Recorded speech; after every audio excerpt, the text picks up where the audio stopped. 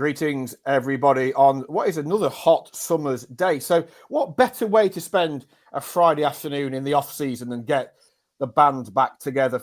Fletch is here, Kathryn's here, and I've got a bloke I recognise down there that I've just seen on my telly. Prutts. We'll start with Kathryn anyway. Let's get some sensibility to this situation before we get going. Kathryn, how are you? I'm not bad, thank you. Yeah, I don't know why I got excited over the fixtures being released the other day, because I'm not feeling massively excited about the season ahead, but something about kind of waiting for the fixtures to come out is always quite exciting. But then I saw we had Coventry away on the first day, and suddenly that kind of little bit of excitement drained out of me quite quickly. And how did you feel about Wrexham in the cup? It's typical, that, isn't it? I've got two friends that support Wrexham, and for the last sort of 5 years, we've been wanting to draw each other in the cup, and obviously it hasn't happened. And then the season we end up in the same division as them, we get them in the cup. It's sort of typical. Not played them for ages, and now we're playing them 3 times in the space of a season. And they're all midweek games as well, which just kind of adds to it, doesn't it? Yeah. Fletcher, from your BBC cupboard, how are you? Wrapped up nicely there in the air-conditioned office, I assume? Oh, it's delightful. I mean, I'm wearing my lovely quarter zip, and I've had a, slight misjudgment because it's about 30 degrees in here, so it's like a sauna. Normally it's nice and cool, but... Do you not follow the BBC weather app?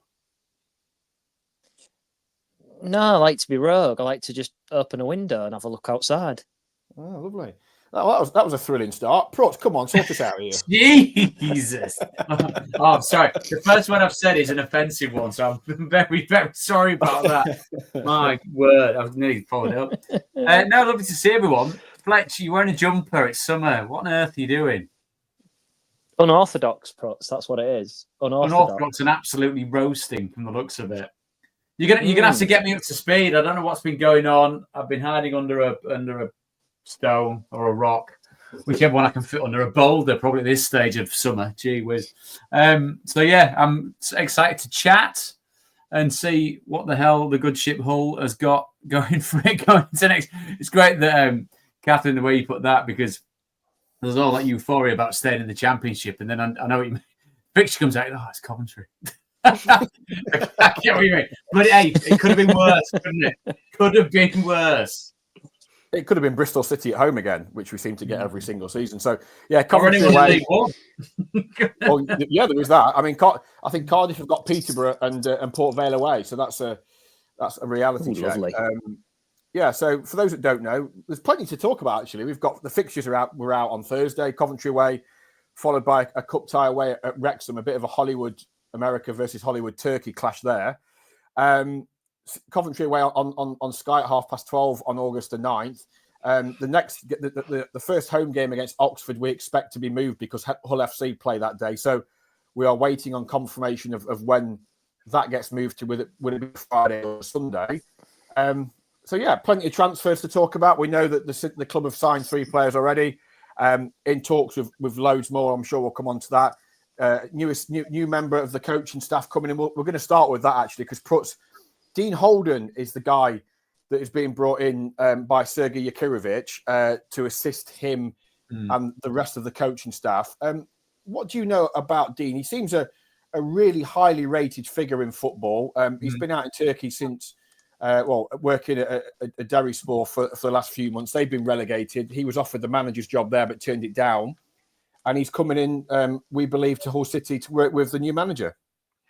I mean, first and foremost, the fellow that I've met has always been lovely, really kind of good with his time, understands what our approach in the media with it all is, and takes it in the best way with a pinch of salt. As and when I've seen him at games or at kind of do's and stuff with the EFL, again, great company, a tremendously driven man, and also seemingly unafraid to really try and test himself in not the most straightforward of ways, given where he's been in his coaching career and who he's worked with. I think it's a real testament to what Hull City are trying to put together with regards to the new coaching staff and the approach that they're going to have to go for. Because I think having a familiarish face with Dean in the dugout helps with a new manager coming in, especially one that hasn't got real experience of English football, because as we saw at the start of last season, there was a change that was made which didn't work out as planned, and it made for quite an attritional campaign.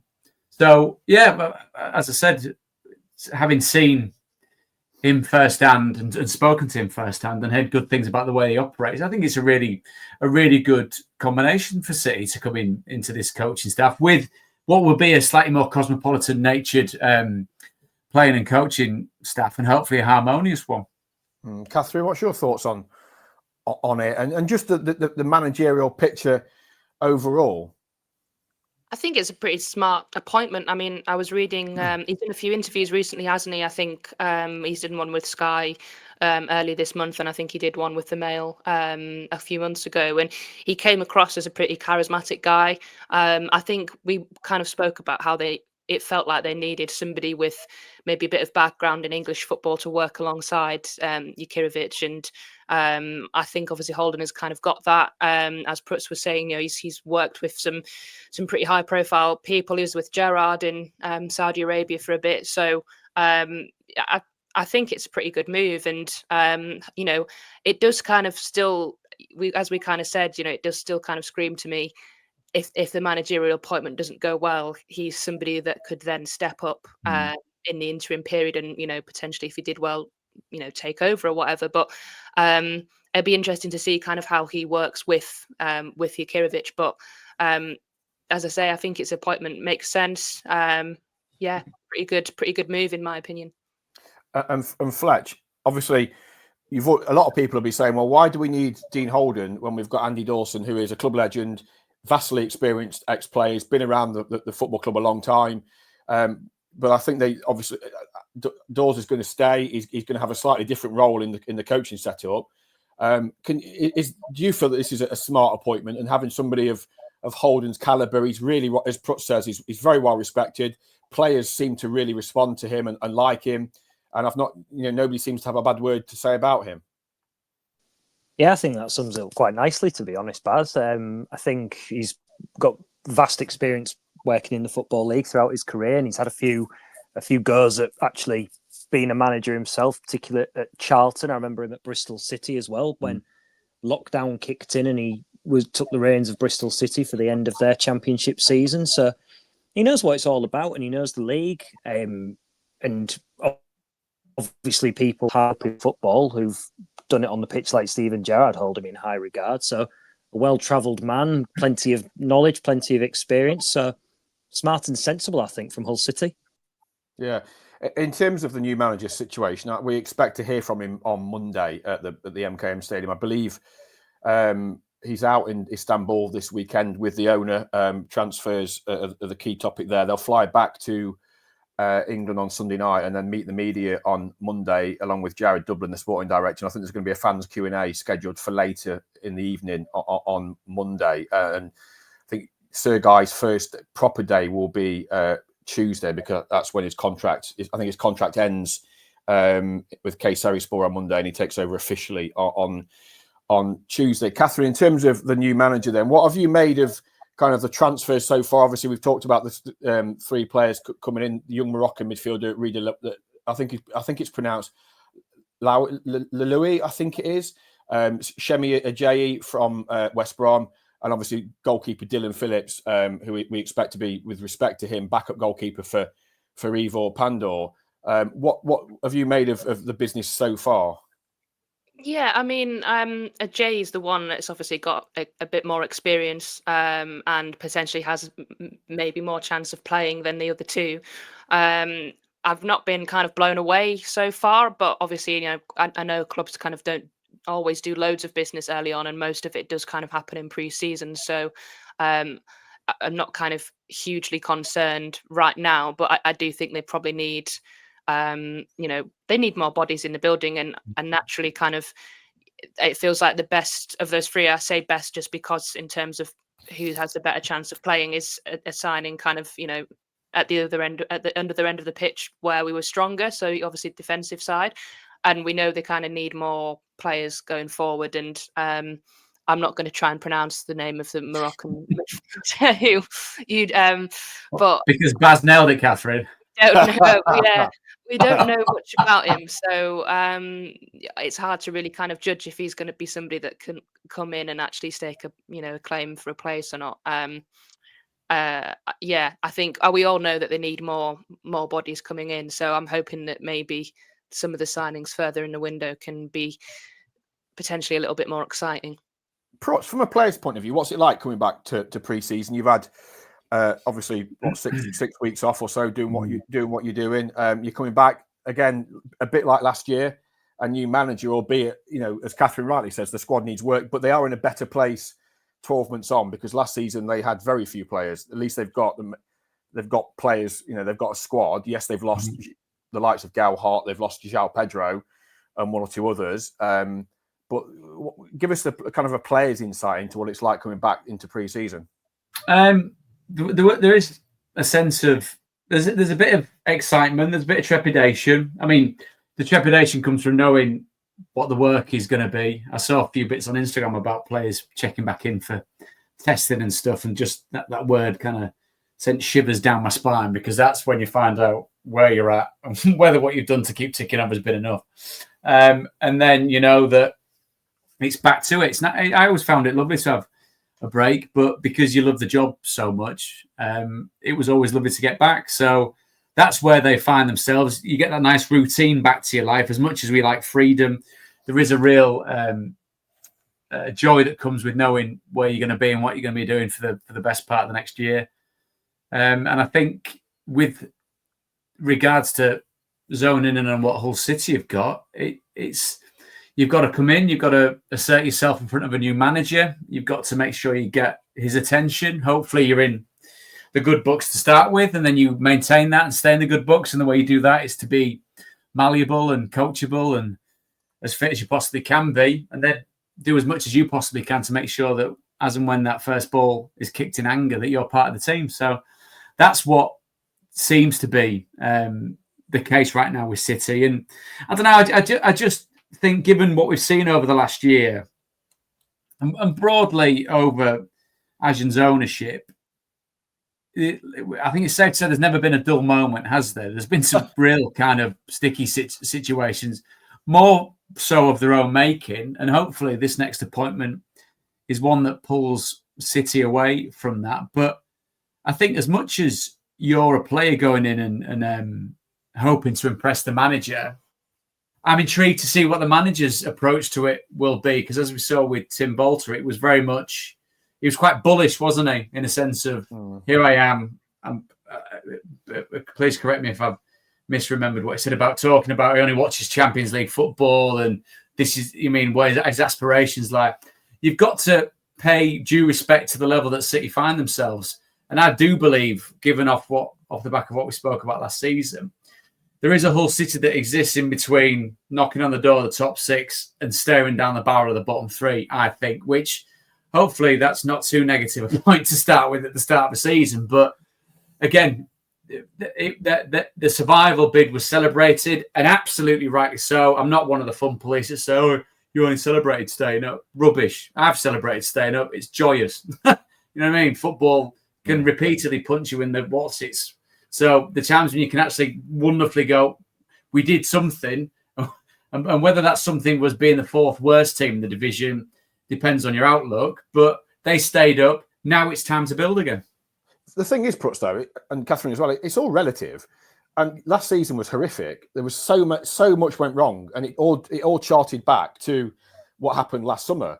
With the sacking of the former manager, the recruitment, how 14 of the 17 players were signed after the final game of the pre-season at Reading. Everything was a mess, and it set the tone for what was a shambolic season. So, given where City were and the fact they went into the final day in the bottom three, everybody had a right to celebrate. And yes, it was overriding sense of thank Christ for that relief, but it doesn't really matter. It's all relative. And for City, staying up on the final day was their success. It wasn't about promotion or winning trophies. It was about staying above that line, however it happened. And that is, they've got themselves in that they've kept themselves in the league. But I guess, Kathryn, one thing, I saw a supercomputer prediction the other day. It said City are going to finish bottom. But I guess when you look at it, like that you would predict, with respect, you would predict at this stage, City are going to struggle because they've not changed. Their squad's not been improved. Their starting 11 hasn't yet improved from the final day. In fact, it's weaker because there's no Pedro or Gauhart. So there is a lot of work to do to get City out of the position they finished the season in, to get them capable of going forward, even with a new manager and potentially players coming in and players coming back from injury. Their squad, as we talk now, is no better than it was on the final day, is it? Yeah, and that's why when we started the show, and not to sound kind of like overly negative, that's kind of why I said I at the minute I don't really have much excitement kind of about the new season, just because it doesn't really feel like much has changed apart from obviously the managerial situation. Maybe when we kind of hear him speak for the first time, and if he's impressive, that will kind of lift things a little bit. But I feel like probably most fans have got that kind of trepidation just because of how testing last season was for everybody. And at the minute, there isn't really any evidence to say it's going to be any different, because we don't know how this new manager is going to do. He might be brilliant, he might struggle. But in terms of the squad, as you say, there's not been any improvements in it, and they've lost two of the people that managed to put the ball in the net last season, and there wasn't many of them that going around. So obviously, we see that the club's kind of linked with players. I mean, and obviously, Baz, you kind of were writing about Lewis O'Brien, and I know he's somebody that you've kind of wanted the club to sign for a long time. And I think if that happened, that would suddenly change things a little bit, because I think he's well known to be a brilliant championship player and could be somebody that could come in and do a really good job. But at the minute, we're sort of sat waiting for stuff to happen. So yeah, I mean, I think it's fair enough that people might predict us to finish low down, because as you say, there's nothing kind of happened to make people think otherwise right now. Fletch, in terms of the club's activity so far in the market, we complained vividly last year that the only signing they'd made early on was obviously Ryan Giles, and that was an obligation. I think the 23rd of July was their first actual sign-in when Cody Drame arrived. Everything was so late. Now they have signed 3 players. They're in talks with, they are in talks with Forest over O'Brien. They're trying to get a deal done quickly for Louis Barry, because Villa need to get their PSR house in order this weekend. We know Ollie McBurney is one that is live, and hopefully that can get done early next week. Where are you at with kind of what you know so far and what they're trying to do as well? Well, without wishing to sound too negative, I'm a little bit in the dark really of how they're juggling the financial side of it, because when you hear some figures being batted about how much they're trying to pay for some of these players, whether they're factual or they're not factual, they don't have as much asset as last season when they were able to sell Greaves and Philogene, etc. So it feels like they've almost diluted a little bit when it comes to who they can get rid of. But having said that, the players that they're bringing in, like Ajayi, and I know Phillips will actively be the number 2, you would imagine, to Pando, there's at least some sensible foundations being laid there and a bit of depth where there's players coming into the building with more knowledge. So even if the manager does struggle at the start, he's got coaches around him who know the league, in terms of Andy Dawson taking a backward step and Dean Holden coming in. But also there's players there who've been there and actually done it themselves. So that perhaps takes a bit of pressure off. O'Brien's been batted about for a while, hasn't he, in terms of a name, and it's a sensible name again. And to take a punt on Louis Barry, that there's definitely a lot of hype around him. We didn't really see it in its full potential last year because of the injury, but the club have certainly seen enough if they're the ones to go in for him. So, yeah, interesting. It's not particularly exciting, but at the same time, it's not really suggesting that they haven't got their house in order in terms of bringing in unknown entities, which could either be brilliant or could, as they did last year, really struggle. Ultimately, it's about goals, isn't it? City finished lowest scorers last season with 44 goals. It's not rocket science. Pedro was their leading scorer with 6, followed by Gauhart with 5, and 2 of those were penalties. We talked about this last year. I think they lost, of the 68 goals they lost from Liam Rosenior's team that just missed out on the top 6. I think they lost 63 goals. And we said a year ago, it's about replacing those. They didn't do that. They've conceded. Sorry, they scored 44, which is pitiful. The season just gone. They've got to find a way if they're going to not be a team that struggle. it's putting the ball in the net is the acid test, isn't it? And that's where ultimately their recruitment will be judged. Yes, they can sign Lewis O'Brien or a player of that ilk. Shemi Ajayi is a good signing. They'll sign. They're in talks with a Premier League left back on loan, and they will sign other players. But it's at the top of the pitch where they will be judged, isn't it? Yeah, and that can be a collective. It's the service that's going into what you class as strikers or forward players, and collectively being better at set pieces, scoring more goals from set pieces, being able to use whatever height they've got, whatever physical presence they've got in both boxes to be able to keep it out and score on the other. I don't know. It's funny because when you come to talk about stuff like this and you ask questions about it, it normally boils down into the quality of the player that they get or players that they get into the team or into the club from an attacking point of view. And when you mentioned Pedro and Joe, 11 goals between them, was it 6 and 5? Then that is a gap to fill to a degree. I don't know, but and you going back to what you said about the squad. This is no detriment to the players that you're talking about, but you said about the squad going into the last game being fundamentally weaker than the one it is now. It was still a squad that was in the bottom three. It was still a squad that, if it had ended, and this is a little bit hypothetical or very much moot, that if it had ended that before the last game, they'd have gone down. So those goals wouldn't. I mean, they've not really accounted for anything, have they? Tangible, other than scraping through and staying in the division. So, and again, I'm not. This is not to say that those two players were terrible players.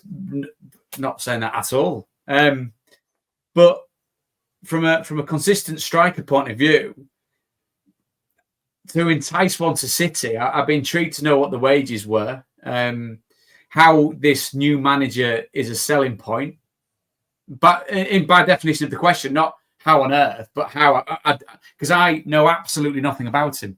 Looking at his CV, again, my knowledge, I mean, some would say my knowledge of English football is terrible, but my knowledge of the football that he's taken charge of, no idea. I've got no idea of how that stacks up against the EFL or the Premier League or anything like that at all. So if you're going into this next campaign with a squad of relative strength and depth to what we've seen, then it's by virtue of how good the manager is that we'll see where City finish. So get a goal scorer through the door. Yes, very simple statement. To actually do it in reality, very tricky indeed. And Kathryn, one of the key things that the new guys got to do, as well as strengthen from outside, they spent £5 million best part of on Mason Burstow and Carl Joseph last season for a goals return of 2 in something like 44 games. And they were both scored by Burstow before Christmas. That he's got to improve those two players, and those two players have got to turn up and start putting the ball in the back of the net, haven't they? Yeah, exactly. And I always we kind of said with Kyle Joseph, didn't we, that he did come into a difficult situation, and maybe he needed a pre-season to kind of get going. And he needed a goal, really, didn't he? I think, to do his confidence. And we saw that he offers a lot in terms of work rate, but it's whether he can kind of translate that work rate into goals and assists. And we didn't really kind of see much evidence of that in the second half of last season. But equally, like we said, he did come into a very kind of turbulent situation. So hopefully, kind of after a refreshing summer, he can come in under a new manager and kind of hit the ground running. But at the minute, it's sort of like there's a question mark on him, isn't there? We don't know. There's potential there, but it's whether he can kind of fulfill it. Same with Burstow. I think we saw flashes, probably more. We saw slightly more from him in terms of he can have an eye for goal. I do think maybe he didn't quite get enough opportunities at times. There's a couple of games where I thought maybe he could have come off the bench to make an impact, and he didn't get the chance to do so. But equally, he still hadn't really done enough in the chances that he did have. But again, I think there is potential there. It's just whether they can kind of realise it, and whether the Championship is just a level potentially too high for both of them. Whether sort of League One is kind of their ceiling, I don't know. But hopefully, that potential that's in both of them, we can kind of see a little bit more of that next season. Prutts, I'll come to you in a minute on Ollie McBurney. Fletch, we know that the club have spent much of the summer now trying to get Oliver McBurney. it looks like it's them or Sheffield United. There was a feeling that with Chris Wilder going, that Sheffield United would not pursue that. That's not the case. I think Sheffield still want him. Swansea have fallen by the wayside. So it now looks like it's between City and Sheffield United. And we could find out that decision next week. His contract with Las Palmas ends this weekend. What kind of signing would he be for Hull City, do you think, if that is something they can get over the line in the next few days? It'd be someone with experience of the division, someone who can ruffle up defenders, if you like, because we saw that firsthand when he got under the skin of Benjamin Tete, who ended up, planting his forehead into him and getting sent off. Very polite way of saying that. Yeah, absolutely. I mean, you could say he's something else, but this is he's a house built of a certain substance, basically. The sort of player that a lot of fans would say, I hate him because he's played for the opposition, but I quite like him on our team. Yeah, that one definitely. And I think that I've been saying this actually like for a few years. I've just never really seen Hull City as being a nasty team, which I think you need to have a little element of sometimes. We've always seemed to be quite nice, And the thing that this is straying into a different subject, but when you hear about this new manager wanting to play a certain style of football, which from who I've spoken to sounds reminiscent of wanting to have a real heavy metal pressure, lots of attacking intent, I do wonder what the balance of players is like to be able to achieve that, and whether or not Hull City, because of where they finished in this division last year, have they got the capability of being able to actually perform that tactically? I think McBurney will offer them something in experience. But apart from that, really, I'm struggling. For me, the best signings would be two that they've already got in the building. And that's if they can keep them fit in Miller and Bellumi. If they can start scoring goals, then I think Hull City look a different entity to the one that finished last season. And two of them are already in the building. Yeah, just quickly on that before I come to Prutts on McBurney. We're expecting Miller back fairly early on in pre-season, which is a massive, massive boost to Hull City. And Mo Bellumi is a little further away, a couple of maybe 3 weeks behind Miller in his progress. But we'll have to see how that plays out. Elliot Matazo, his ACL recovery is going okay. Expected back around Christmas time. Prutts, in terms of McBurney, he's been around the Championship a long time. He's played in the Premier League. He scored 20-odd goals one year for Swansea, which got him his £20 million move to Bramall Lane. What kind of signing do you think he would be? And what kind of, if they could get that over the line, what kind of message would that send out to other potential new recruits about City this summer? I think even at 29, it'd still probably strike me as a player that had a point to prove. Jack Lester, an old teammate of mine who's just left Sheffield United and worked with Ollie there, had so much time for him because worked hard. Yes, he's attracted attention in the past for slightly different reasons, but what he saw was a very highly thought of and regarded member of a squad, a very lively presence, played in that way as well, going back to what Fletch was alluding to. And in his best incarnation, absolutely can score goals, can't he, in the Championship? Yeah. Now, if it's one of those cases where you kind of chuck it out there, or it gets mooted out there in the social media scape, and people are instantly kind of pointing the finger saying, where his last port of call, what happened at Las Palmas, and where he found himself away from English football. I always think you got to take that with a pinch of salt, because he's, released by Leeds, went to Bradford City, worked his way up through the pyramid. It doesn't live. I don't think he lives too far. I'm quite over there, like you can see, and he doesn't live down my street. No, he doesn't live a million miles away from where I am, just outside of Harrogate. And I know a lot of people that know him, and say similar things. He a very lively presence in the best possible way, and someone, again, just absolutely piggybacking Fletch's great points of, might give City a little bit of some extra.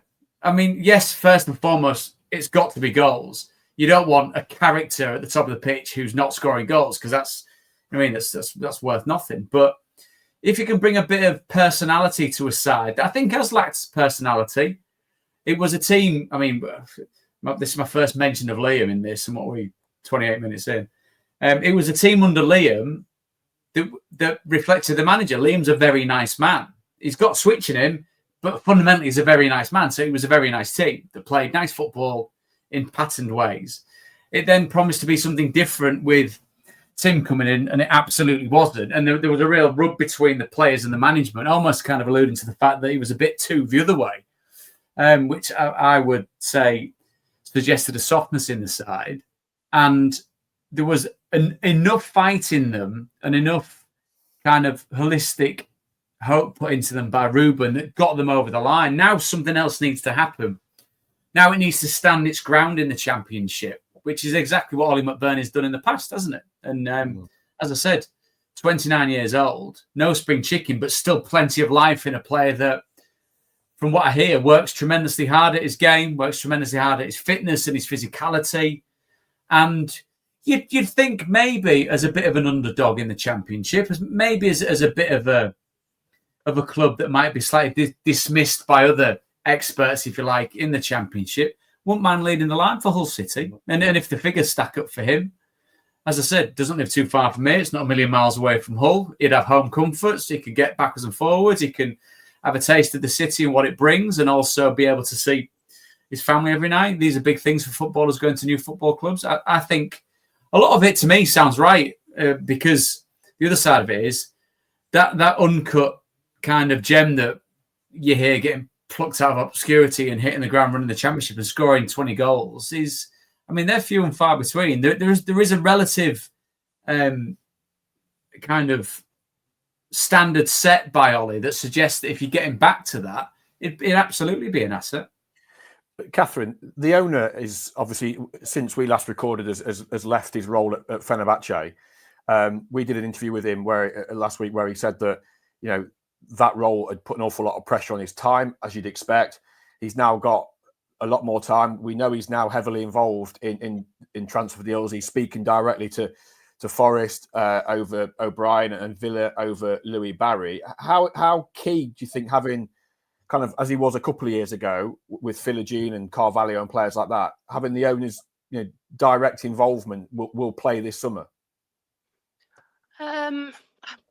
I mean, there's probably people that see it both ways, isn't there? There's probably people that think, yeah, that's great, he's got more time to focus on Hull City. And there's probably people remembering some of the other signings that he was influential in, thinking, is it actually the best thing that he's kind of got as much time on his hands to maybe dictate as much about transfers?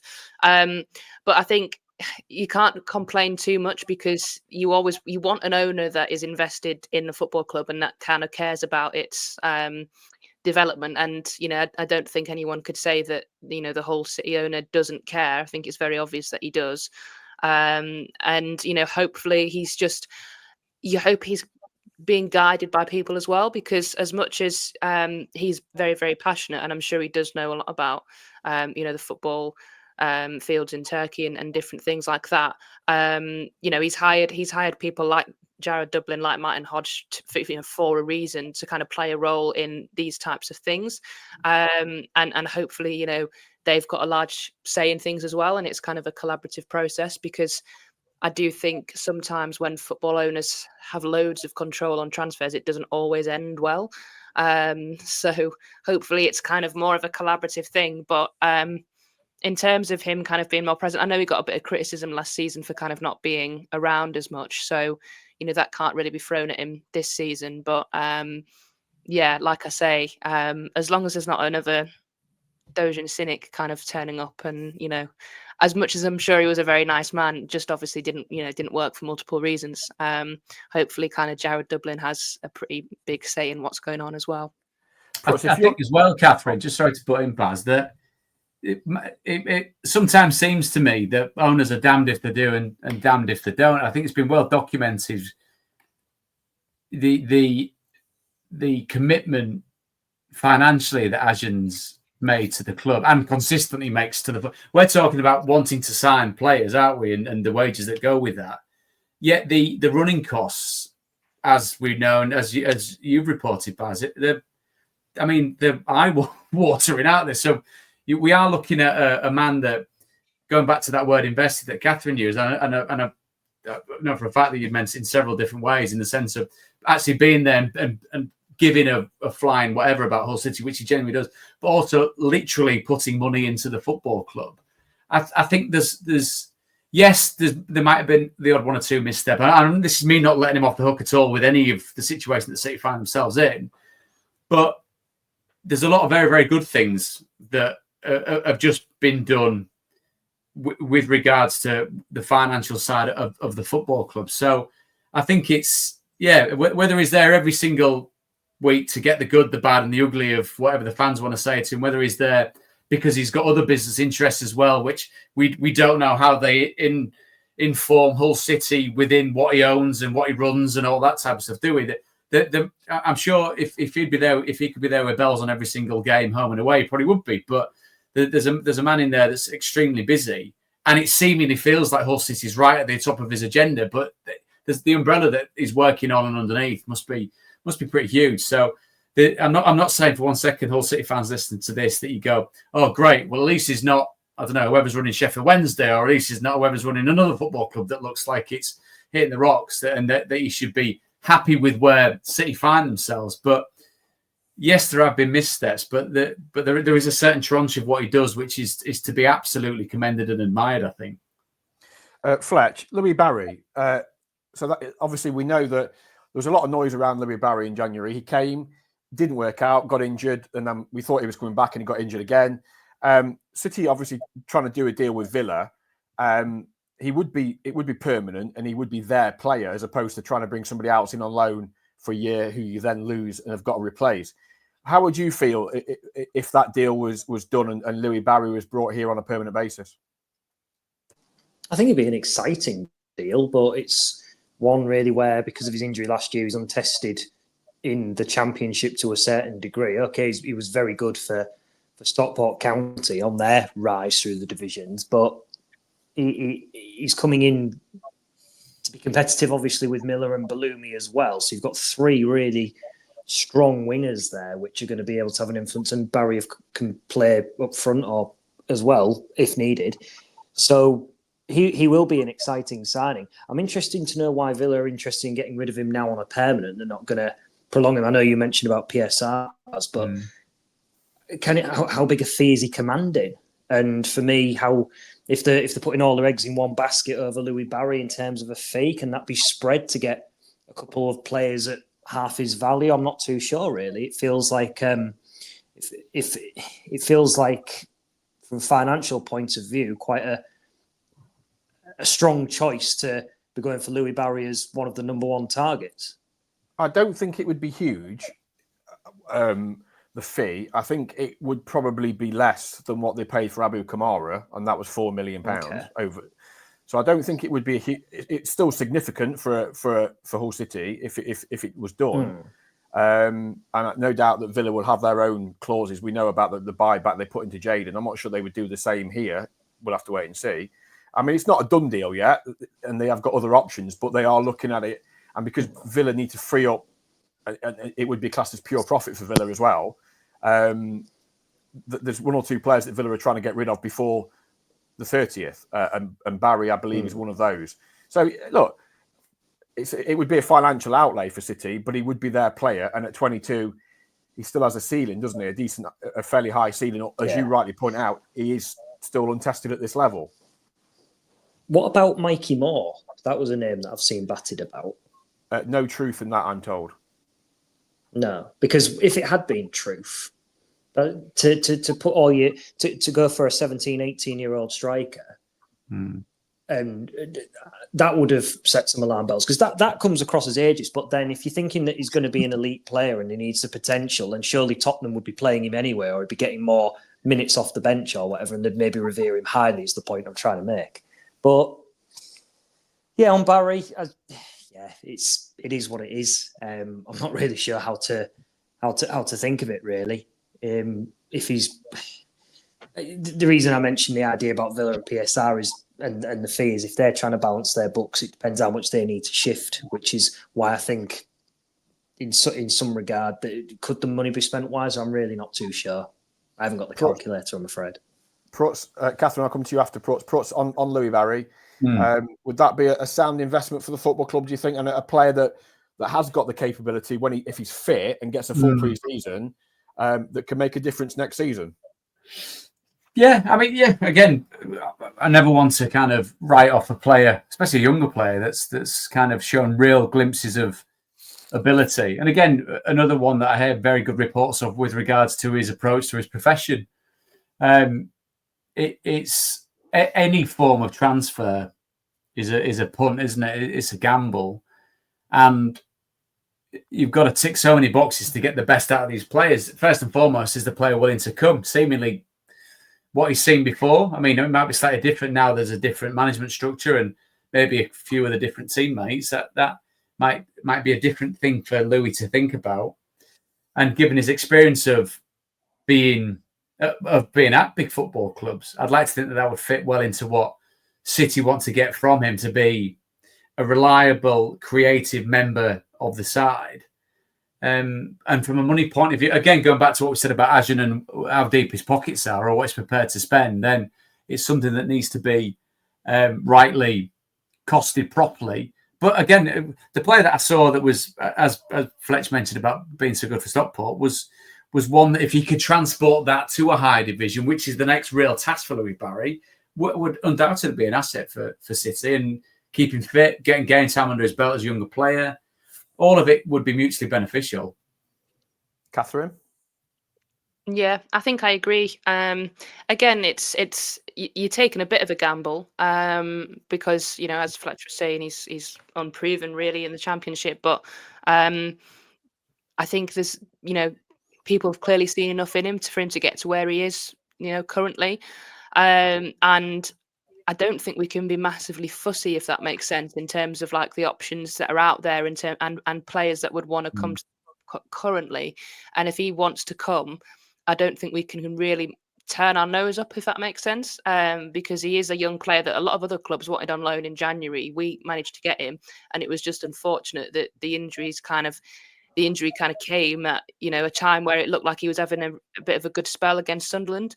So hopefully, you know, if he can get fully fit and stay fit, he's a player that we could develop and, you know, potentially sell on for a reasonable fee at some point in the future. But I think, again, it feels like a deal that would make sense if it's not going to cost us too much money.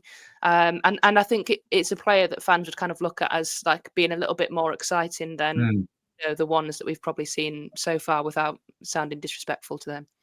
Fletch, where else do you think that they need to look? Obviously, Ajen has said he expects around 7 or 8 signings. Well, 3 have come in, so that leaves 5. When, you know, if we look historically, when Ajen's put a number on the amount of players that come in, it's always exceeded that.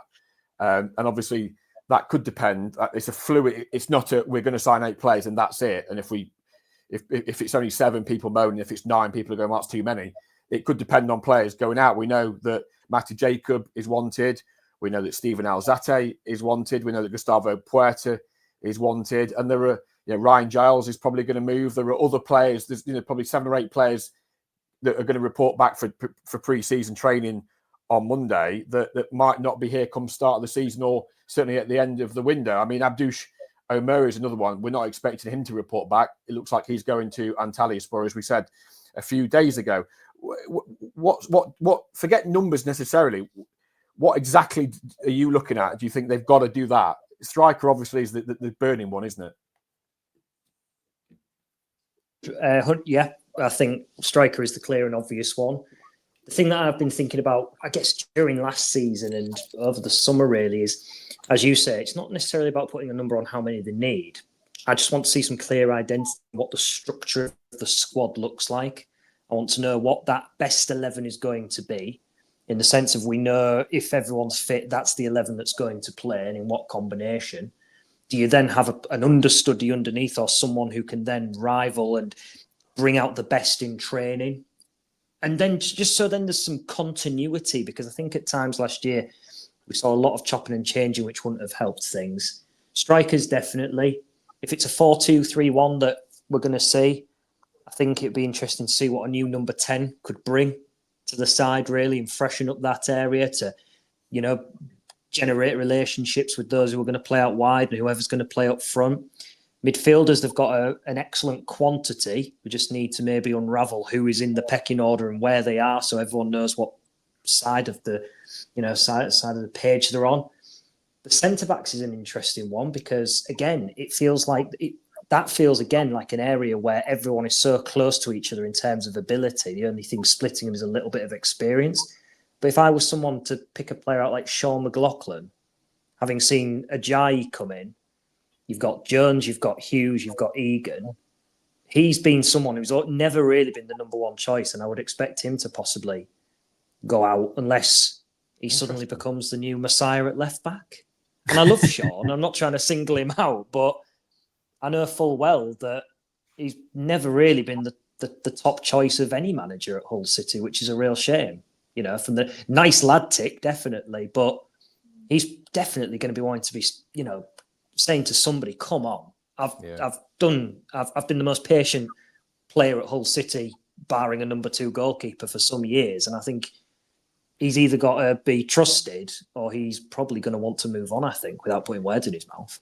Just to finish on transfers, because we've covered them in depth now, Kathryn, in terms of quantity, what number do you still think they need? Assuming that the squad's pretty much as it is, which it will change. But what do you think is where are you looking at in terms of how many players they need to bring in? Yeah. That feels like 5 or 6, but that's maybe without players moving out. So it maybe depends on who leaves. It feels like they need two up front, maybe one more out wide, a couple in midfield, one at full back. Every position, really. 11, then, basically. 1 for each. Kathryn has spoken. Fantastic. Prutts, you've always got tails. So you must have a pre-season tale that's relatively family-friendly that you can share, given its pre-season is starting and, given that pre-season has started. Ooh. You've had an incredible career at the top level. Could you have said that any more condescendingly if you tried? What was your lowest score on the bleep test? That's a good question. Yeah, we'll have that. It was.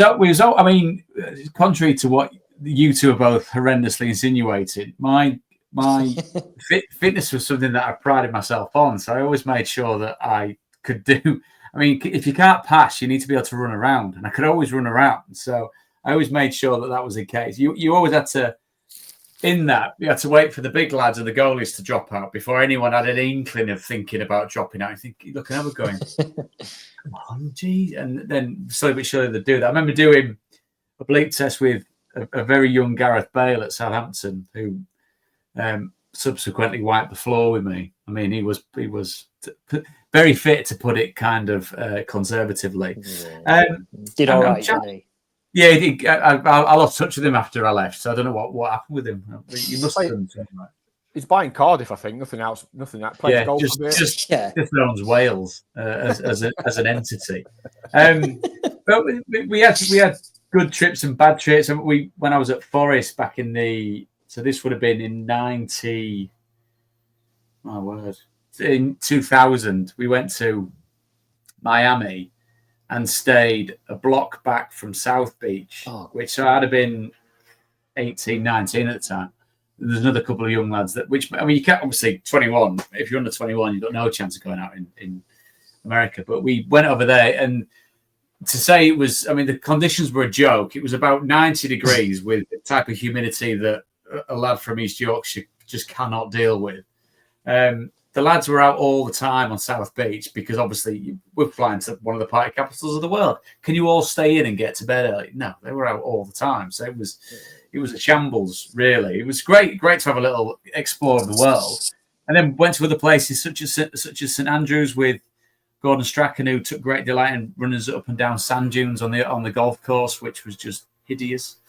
But yeah, it was a necessary evil. And the great thing was, looking back on it with my middle-aged physique, you just felt and looked $1 million without sounding like a narcissist. You were so fit, it was a joke.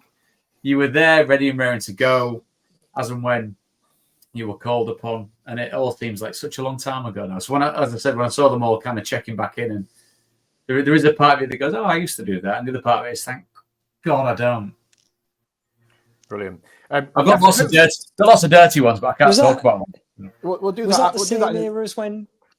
Was that the same era as when Mark Crossley sunk the boat in Miami? That's a famous story of his.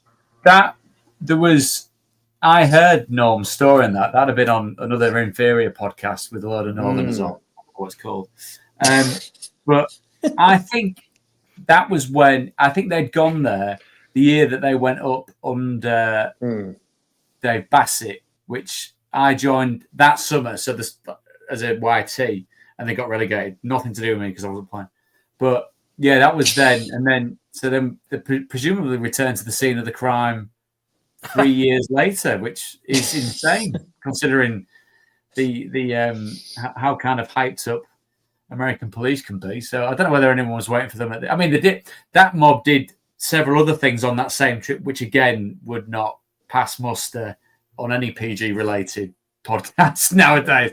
I think it was classed as character building back then. Now it's just bullying and mainly illegal, to be honest. So, but yeah, it was the good/bad old days. Hopefully, Kathryn, we've made you feel a little bit more excited about the start of the season coming up. No? Yeah? Yeah, but do you know what? So Prutts obviously is considering going out to Switzerland for the Women's Euros. I've just realised we're playing 2 media matches, so I could try and recruit you to play for the England media team. Do you not want to win? Oh, come on. We've seen you playing head tennis with Curtis on the Sky set. Come on. The amazing thing would be if Kathryn went to all this trouble just to put me on the bench of that team and not bring me on. Or you look around going, no, we're not making a change. No, come on and get sent off. Yeah, exactly. Get 2 very quick bookings and get off. Never touched him, ref. Right, that's all we've got time for today. Just a quick couple of things. Just to clarify what we've spoken of. Go on then. Good luck. Another hour. We are expecting to meet the new manager. So you need a whole new team. We're praying to some higher power to make sure that it's a good season. Anything else? Yeah, your pre-season tales. Keep those for the deep bath after 9 o'clock. We're expecting to meet the new manager on Monday. Fletch is gone. New manager on Monday was the owner and sporting director. I believe there's going to be a fan Q&A later that night. They will play 2 back behind closed doors friendlies, I think, at the training ground. Then they'll fly to Turkey on July the 13th. 2 friendlies over there to be confirmed. If you get tickets, by the way, if you're one of the lucky fans that's going to be flown out there, well done and enjoy. Then they come back and play Stockport and Sunderland and another friendly before the season starts, yet to be confirmed. And we're expecting Dean Holden to be announced probably next week, ideally around the time that we meet the new manager. We'll have to wait and see. For those that are asking about Burnsy, because I know on the last podcast we mentioned that Burnsy wasn't so well. Well, I've had an update from Florence Nightingale to say that he's still not feeling great, but he's better than he was. Good. So if you're listening, Burnsy, I know you are because you've got nothing else to do. Get better soon. Wow. Prutty misses you. Yes, amen to all that. Yeah, it sounds like he's got a bit on his plate at the moment, and he's a lovely fella, and he's always been lovely with me. So yeah, fingers crossed, Burns, that you get better soon, mate. You should hear what he says behind your back, though.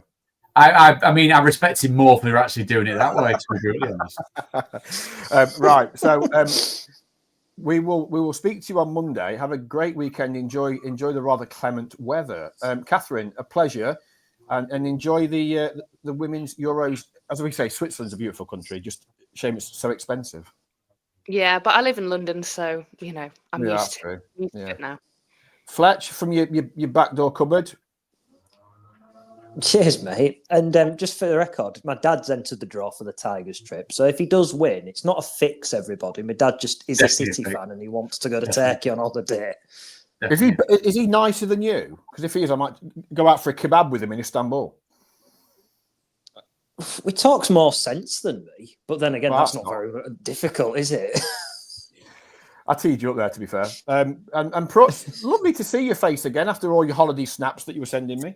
I know, and you'll be away soon, won't you? Is that a work related recon trip? Where are you going? The Maldives. Yeah. Oh, very You're not nice. looking at players. Are you looking at players over there for City? Yeah, I'm doing scouting trip. Yeah. Oh God, yeah. Tuesday for 5 days, 6 days, however long it is. Look! I mean, look how miffed you look about doing that for 6 days. I was great dear. until I got the itinerary, and there's like 6 a.m. yoga followed by 7 a.m. Zumba. I'm like, what? You've got no chance, no chance no chance. But thankfully, that's not mandatory. Kick 'em on the beach, don't you? So yeah. So that's next. So yeah, press conference on Monday. Fly out there on Tuesday. We'll have a nice time. Nice. I'm sure that was heartfelt, wasn't it? No, I didn't mean it. It was a bit rain. Well, you two enjoy Switzerland. You enjoy the Maldives, and I'll enjoy Pudsey. What? Not the children in need bear. Yeah, lives next door to me. Right, we're waffling. Thanks for watching. Keep getting in touch at the 1904 Club, and we will have feedback for you on Monday once we've met the manager. Up the Tigers.